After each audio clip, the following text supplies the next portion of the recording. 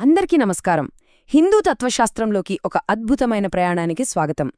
ఈరోజు మనం మన మూల ఆధారం నుంచి స్ఫూర్తి పొంది విశ్వం యొక్క అనంతమైన కాలచక్రాల గురించి తెలుసుకోబోతున్నాం. రండి, ఈ ప్రయాణాన్ని మొదలుపెడదాం. మనందరికీ ఎప్పుడో ఒకప్పుడు ఈ ప్రశ్న వస్తుంది కదా, నేనెవరు, అసలు నేను ఎక్కడ్నించొచ్చాను అని. ఇది చాలా లోతైన ప్రశ్న. మన మూలాలను వెతుక్కునే ప్రయాణంలో ఇదే మొదటి అడుగు. అయితే ఆశ్చర్యమేంటంటే, ఈ ప్రశ్నకు సమాధానం ఎక్కడో బయట లేదు. అది మనలోనే, మన అంతరంగంలోనే దాగియుంది. అవును, ఒక ఆత్మ చేసిన ప్రయాణం అంతా దాని బాహ్య పొరల్లోనే రికార్డయ్యుంటుందట. దీన్నే మనం ఆత్మజ్ఞానం ద్వారా తెలుసుకోవచ్చు. సరే, ముందుగా ఆత్మ యొక్క ఈ అనంతమైన ప్రయాణం గురించి మాట్లాడుకుందాం. ఈ పెద్ద విశ్వకథలోకి వెళ్లే ముందు అసలు ఈ ప్రయాణం చేస్తున్న ఆత్మ గురించే తెలుసుకోవాలి కదా. చూడండి, ఆత్మ అనేది శాశ్వతమైనది, దానికి చావులేదు. కాని అది జనన మరణ చక్రంలో చిక్కుకుపోతోంది. అంటే ఎన్నో శరీరాలు, ఎన్నో పేర్లు, ఎన్నో నాగరికతల గుండా దాని ప్రయాణం సాగుతూనే ఉంటుంది. ఈ ప్రయాణంలో దాని అసలు స్వభావం చుట్టూ కర్మ అనే పొరవేర్పడతాయి.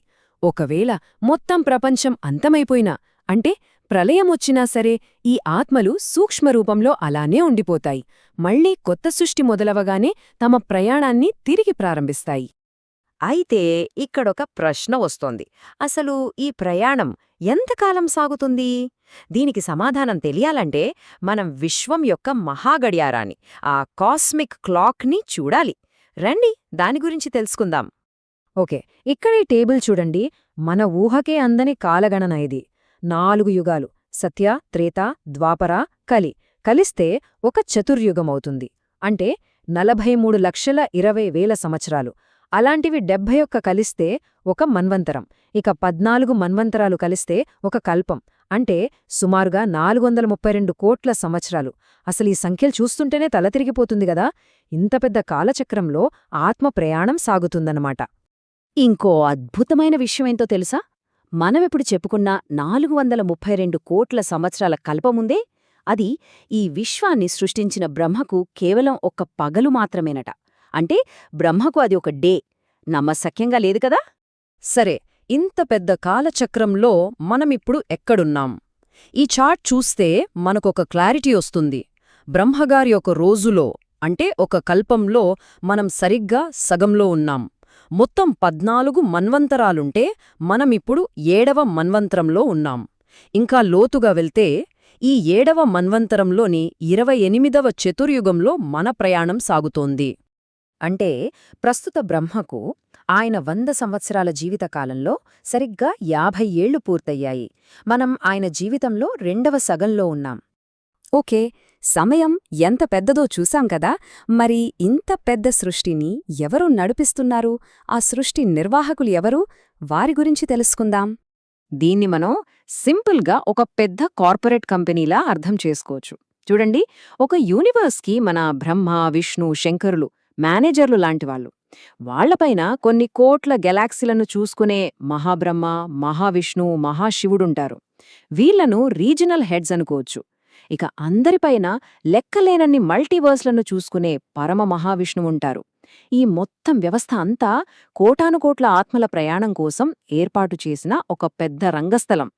ఇక్కడ మనం గుర్తించుకోవాల్సిన ఒక ముఖ్యమైన విషయం ఉంది.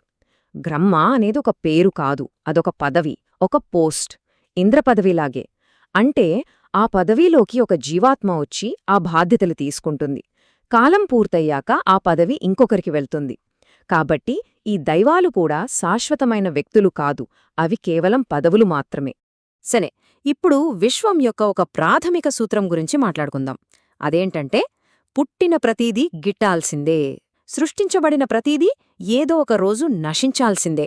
ఇది సృష్టి మరియు విలయం యొక్క చక్రం. ఈ సృష్టి విలయమనేది మన శ్వాసలాంటిది. శ్వాస తీసుకోవడం సృజన అయితే, శ్వాస వదలడం విసర్జన. జననం, మరణం, ప్రారంభం, ముగింపు, ఈ రెండూ ఒకదానికొకటి ముడిపడి ఉన్నాయి. ఒకటి లేకుండా ఇంకొకటి లేదు. ఇదే విశ్వస్పందన. అయితే ఈ విలయం అంటే ప్రళయం కూడా వేరువేరు స్థాయిల్లో ఉంటుంది. ఒక మన్వంతరం ముగిసినప్పుడు వచ్చే ప్రళయంలో భూమిమీద జీవం మాత్రమే అంతరించిపోతుంది. ఒక కల్పం ముగిసినప్పుడు, అంటే బ్రహ్మకు ఒక పగలు ముగిసినప్పుడు వచ్చే ప్రళయంలో ఏకంగా భూమే నశించిపోతుంది. ఇక అన్నింటికన్నా పెద్దది మహాకల్ప ప్రళయం. ఇందులో త్రిదేవులతో సహా అనంతకోటి బ్రహ్మాండాలన్నీ లయమైపోతాయి. కాని ఇంత పెద్ద విలయాల్లో కూడా ఒక్కటి మాత్రం మిగిలిపోతుంది. అదే ఆత్మ. అది సూక్ష్మ రూపంలో ఉండి మళ్లీ కొత్త సృష్టి కోసం వేచి చూస్తుంది. ఒక ఉన్నతమైన దృష్టికోణం నుంచి చూస్తే మన ఈ అనంతమైన విశ్వాలు కూడా కేవలం ఒక రెప్పపాటులో పుట్టి గిడుతున్నాయట. అంటే మనకు కొన్ని కోట్ల సంవత్సరాలలా కనిపించేది పైనుంచి చూసేవారికి ఒక సెకన్ కన్నా తక్కువ సమయమన్నమాట. ఎంత అద్భుతం కదా! సరే, మనం ప్రయాణంలో చివరి అంకానికి వచ్చేశాం. ఇంత పెద్ద పెద్ద జీవులు, సృష్టికర్తలు, విశ్వాలు అన్నిటిని మించి వీటన్నిటినీ శాసించే శక్తి ఏది? అదేంతో చూద్దాం. ఒకవేళ ఈ విశ్వాలను సృష్టించేవాళ్లే శాశ్వతం కానప్పుడు మరి అంతిమ శక్తి ఏది? వాళ్లందర్నీ కూడా శాసించేదేంటి?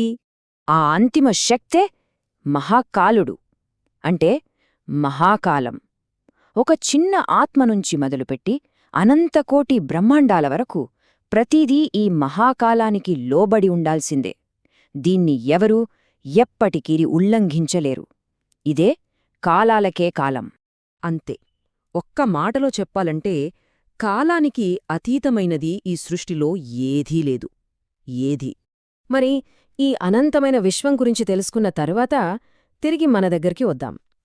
సృష్టికర్తలే శాశ్వతం కానప్పుడు, ఈ బ్రహ్మాండాలే నశించిపోతున్నప్పుడు, కేవలం కొన్ని సంవత్సరాలు బతికే మన జీవితానికి, మన అస్తిత్వానికి విలువేంటి? ఈ ప్రశ్నతోనే మిమ్మల్ని వదిలేస్తున్నాను. ఆలోచించండి.